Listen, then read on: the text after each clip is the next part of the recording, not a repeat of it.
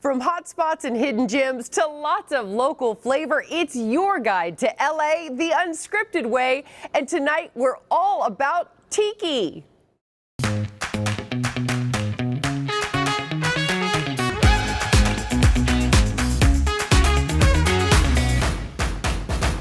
Hello everyone and welcome to LA Unscripted, or should I say aloha.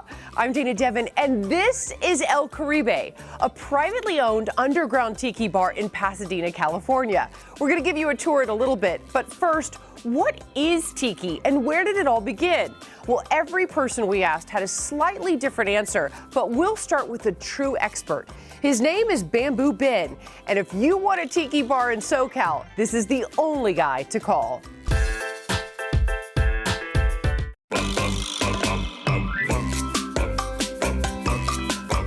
We do live tiki. We build it during the day and then we live it at night. Aloha, I'm Bamboo Ben and I'm a third generation tiki bar builder. The cultural part of tiki is basically from New Zealand. It started there and they carved a ugly man, which was basically the white man. But our tiki is more of a made up thing for fun. And it was made by a guy named Don Beachcomber, who opened this place in 1934 in Hollywood. He invented a lot of cocktails and he basically was the one who invented the zombie. That just blew everything up. We have this guy here, is this guy, I think he came from Donna Beachcomber, Sunset Beach. To me, tiki is escapism. It's about like trying to go to the islands but you can't afford it, so you're gonna go to your neighborhood tiki bar and have a strong drink and just sit back in dark, with barely lit and some huts and just relax. That's tiki for me. My grandfather, he did it. His name was Eli Headley.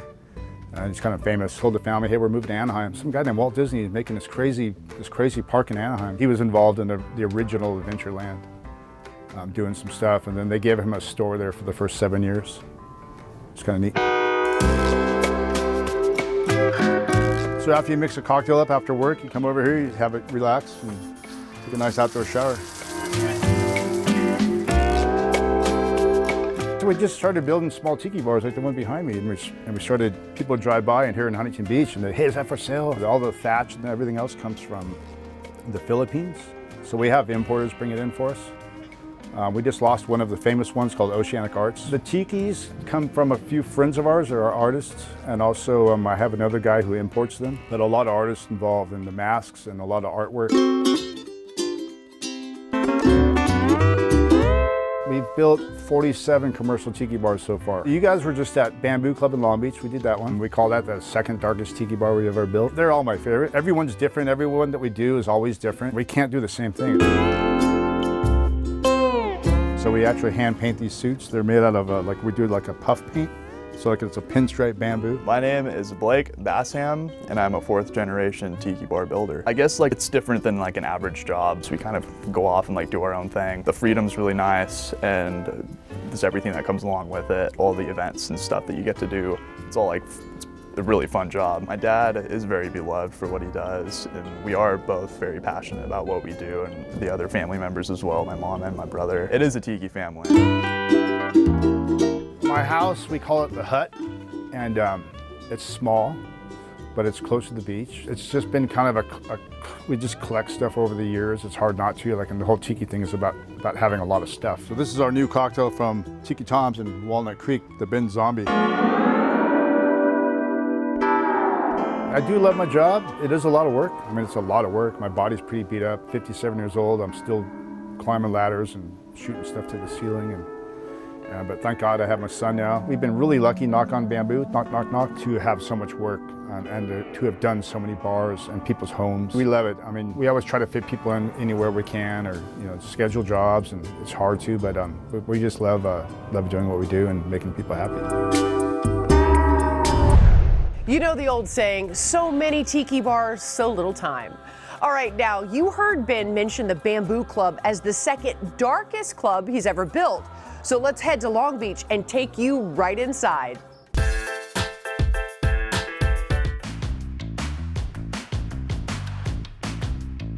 The Bamboo Club is a classic tiki bar in Long Beach, California. Oh, wow. Started by me and two good friends, two good business owners in Long Beach that owned other bars. And we decided to bring revamp a dive bar into a whole immersive tiki experience by providing all the decor that you see here. And then the drinks are amazing tropical cocktails, along with our food with a little tropical flair. We all are very big in Long Beach. We live in Long Beach, are raising our families in Long Beach, and our businesses were in Long Beach as well. So we decided that we wanted to keep, everything local and really bring the experience to, the residents that we've already grown to love and already serve. Tiki, it really is it's an Americana culture that was made up for soldiers returning back from war in the 1930s that were used to the tropical. They were exposed to this tropical atmosphere, tropical drinks, tropical food. Bamboo Ben was our architect here for all the decor that you see, and he's a third-generation tiki bar builder that lives locally in Huntington Beach. We were very lucky to get him on board with us to do this project. We've become very good friends since the authentic, look of it was definitely his touch to the place. Customers are very loyal. Our staff is great. They become good friends with all of our customers, and they keep coming back for more, and we love serving them and keeping the tiki vibes alive with everybody. So the wings, first of all, starting from the top down, can't be beat. Wings are incredible. Okay. Their burgers on point, and they have a new fish sandwich that came out a couple months ago. Super yum, super yum. We wanted to do bar food, but elevated bar food, and that's what we did. That is our spaghetti squash pad thai. Oh my God. That is pad thai. Like, Yeah. that's really tastes just like pad thai. Exactly. But it's Yeah, healthy. glad you like it. Wow. That's our pork belly bowl. So that's our house roasted pork belly. There is so much going on in this. I love it. Yeah, that's our flagship item, our Thai tea brine chicken sandwich. We brine Wow. that. Oh. So it's brined in Thai tea for overnight for 24 hours. And you've got the coleslaw on there. Oh yeah. Oh my God. It's juicy. That is so good. Whoa. Our head bartender, Dustin Rodriguez, has done a great job with our menu and keeping true to the tiki originals. How many different daiquiris do you have? We have 12 on the menu now. Do you remember all of them? Maracuya, passion fruit. Okay. I have prickly pear. Okay. Strawberry. Okay. I have a pineapple. Okay. We have a mango. Okay. Black daiquiri with black rum. Ooh. Cinnamon. It's really nice. Wow. The dark side deck. It's only 3 ingredients: lime, sugar, and rum. Really? Right here? Okay, got it. And I have a twirl. I saw your twirl. I don't know how to do your twirl, but that is nothing like the ice creamy, foamy ones. It's like sweet, but really light and refreshing. What are we doing now? Let's go with the classic Mai Tai. Okay, I'm gonna try it. I'm so excited. I love Mai Tais. Oh, wow. We're gonna do the Dr. Bamboo. Oh, so they are not light-handed on the liquor in the Dr. Bamboo. I'll just tell you that right now. That was like 2 full shots. We keep the drinks nice and boozy. Oh, that's my new favorite. Oh my God, I like this better than the Mai Tai. Who knew? You cannot even taste the liquor. So when you walk in these doors, you escape. Yeah. You're not in Long Beach, you're not even in Los Angeles. You are in a tiki paradise, and it just throws you back. We love Hawaii, we love tiki culture. It's just a wonderful place to just be between the incredible drinks and the food and the incredible staff. Like, it's just a wonderful and comforting place to be when you just want to escape and get a tiki drink and just relax. We're never gonna cut corners. We wanna give them the best food, best drinks, best quality, and the best time that they could have. Our tiki time is just getting started. More from El Caribe when we come back.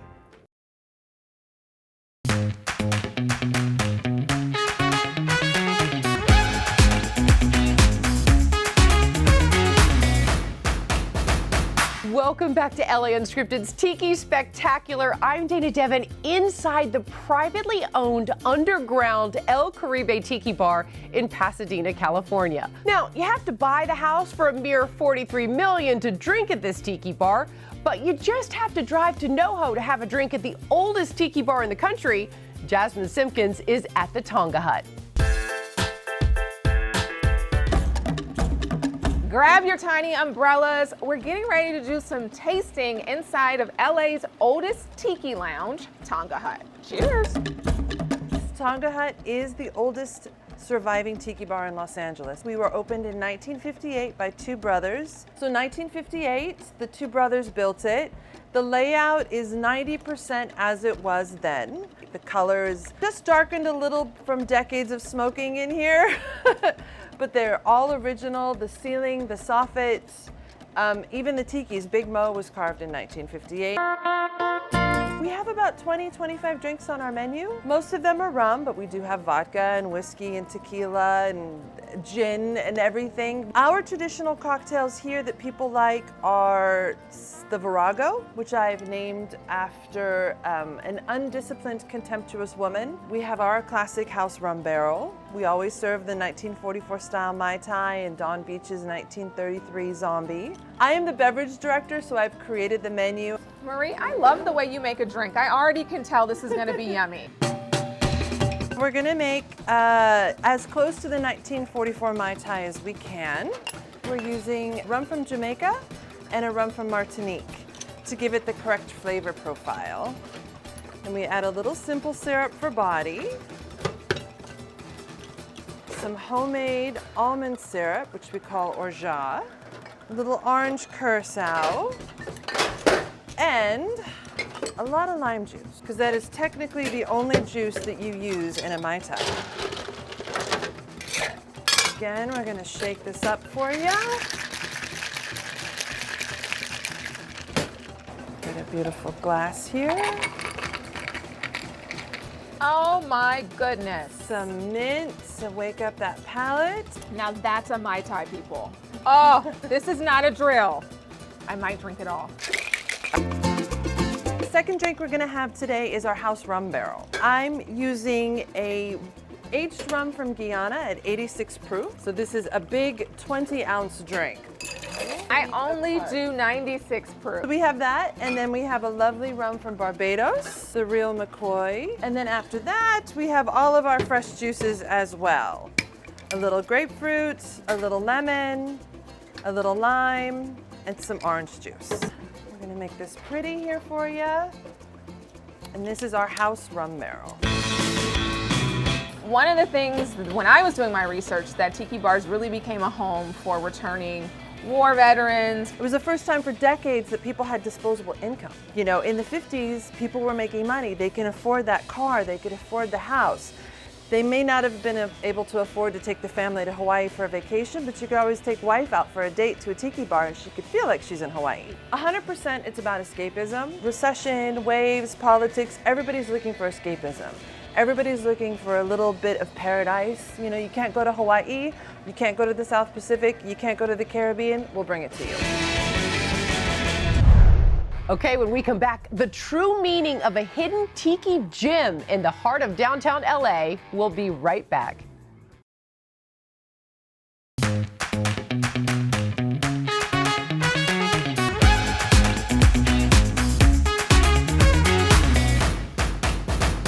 Welcome back to LA Unscripted, everyone. I'm Dana Devin, and we have uncovered perhaps the biggest collector of tiki culture I've ever seen. So head to the heart of downtown LA, to the place even Walt Disney went to get ideas for his amusement park. It's called Clifton's Republic, and it's home to Pacific Sea's Tiki Bar. It's incredible.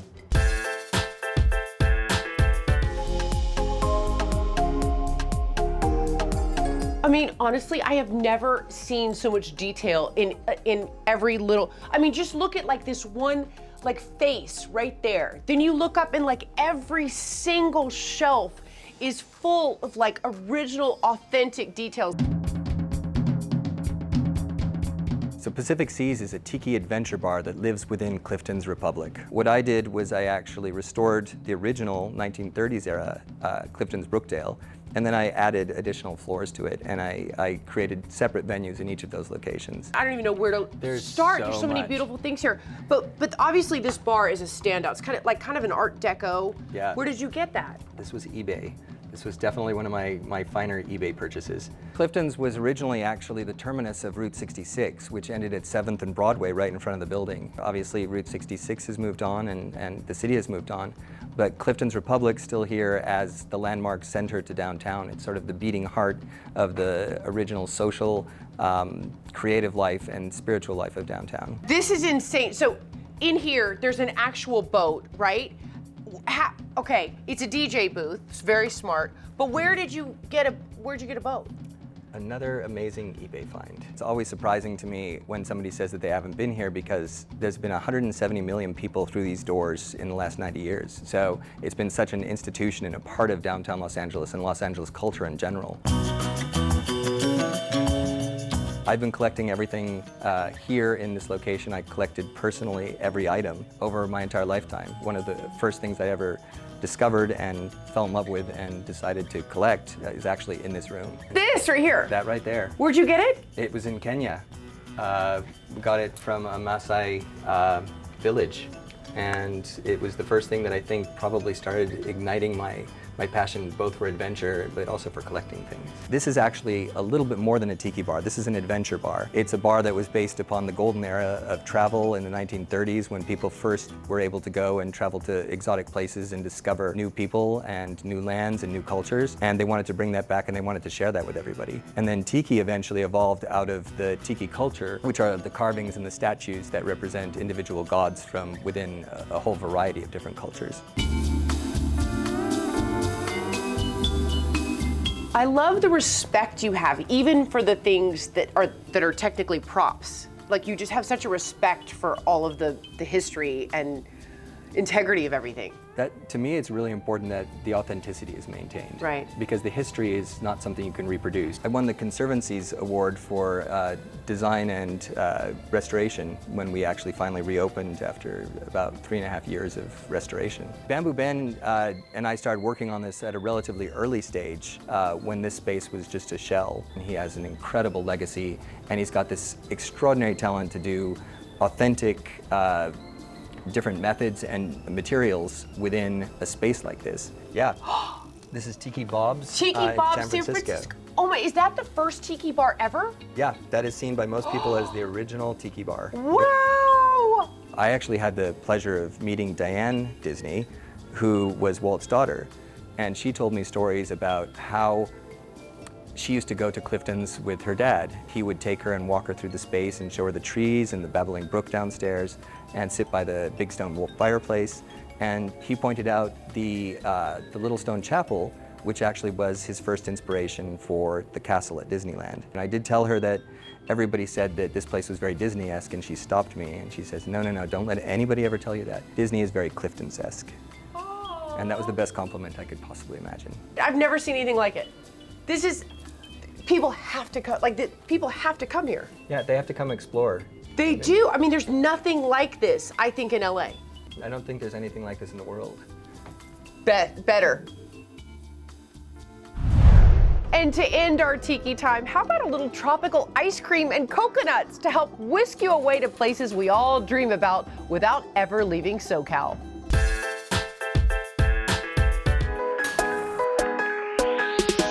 I come from 6 generations of ice cream makers. I'm Martin Ken, owner of Pop's Artisanal Creamery, and I dare Dana to make our signature coconut sundae. We have a little bit of everything, and within that, just a mix of different cultures. And I used just LA's diversity as just like as a foundation to make creative flavors such as, Thai tea. We have a, huge Thai community, like street vendors, we see the fresh fruits in the LA area. Who doesn't like, the fruits and put tahini and a little bit of lime? So we, again, recreate that into ice cream. I come from 6 generations of ice cream makers from Belize. This is literally my family's tradition. I learned how to make ice cream from my grandfather, right? Who learned from his grandfather. He taught me how to ride the bike, and then I started doing all the stunts. So I grew up cracking coconuts, coring it, shaving it. We couldn't go out and play with my friends unless my mom was like, "Are you done with those coconuts?" Because we did everything with coconut back in Belize, from treats to, from coconut milk or coconut cream we make in our like staple foods like rice and beans, things like that. For me, it was a good way to show something interesting in a coconut bowl. I am ready for this coconut. Let's do this. All right, we got Damon here, my little brother. It is a family affair. He is the general manager.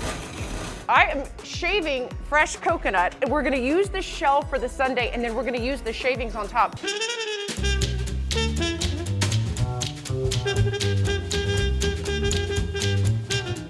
You got your Thai tea ice cream, your rum raisin, your fresh honey lavender, your little umbrella. Who needs to travel to an island? Everything is done with love. I want it to be welcoming and diverse, like our flavors. Pops is such a big part of me, and we connect with the community in many ways as possible. We just opened up our third location in Santa Clarita, and to have 150 people waiting outside to serve about 12 to 1,500 people in a weekend, completely surreal. It's been 6 generations so far. You have 2 kids. Do you want to make it 7 generations? The one thing is it's been all boys in the family, all the men. That's why, you know, the name Pops. I only have daughters. So the girls are going to take it from here. And that concludes our Tiki Spectacular. Thank you so much for joining us, and thank you so much to John Vidalakis and El Caribe. You guys are amazing. This was so much fun. Go out there, you guys, and have a Mai Tai on us. We'll see you next time. Good night. Mwah.